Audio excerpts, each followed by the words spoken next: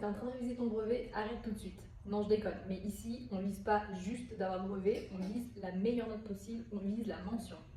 Bon, premièrement, le brevet, c'est pas vraiment compliqué, puis c'est l'examen où il y a le meilleur taux de réussite. Premièrement, ne faites pas d'impasse sur vos chapitres. On révise absolument tout. On ne peut pas prédire à 100% quel sujet va tomber.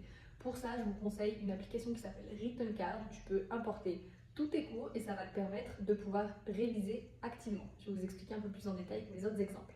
Pour les maths, ce que je vous conseille, alors c'est de connaître tout ce qui est théorème et tous les grands classiques, mais l'Éducation nationale vient de sortir une liste avec tout ce qu'il faut savoir avant le brevet.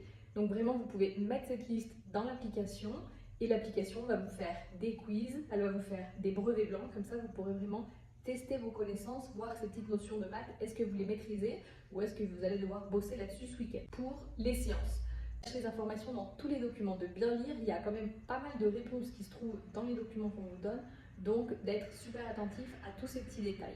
Pour l'histoire géo, EMC et votre développement construit, alors vous pouvez pas connaître toutes les notions, toutes les dates, c'est impossible, mais avoir une idée de plan pour chaque chapitre, ça vous fera gagner un temps énorme lors du développement construit et de savoir placer quelques notions, les dates importantes, les noms des personnages importants, un lieu, un événement marquant. Ça va vraiment vous aider. Donc, on n'essaie pas de tout apprendre, on ne veut pas du par cœur, mais essayer de comprendre et de pouvoir expliquer les chapitres avec vos propres mots.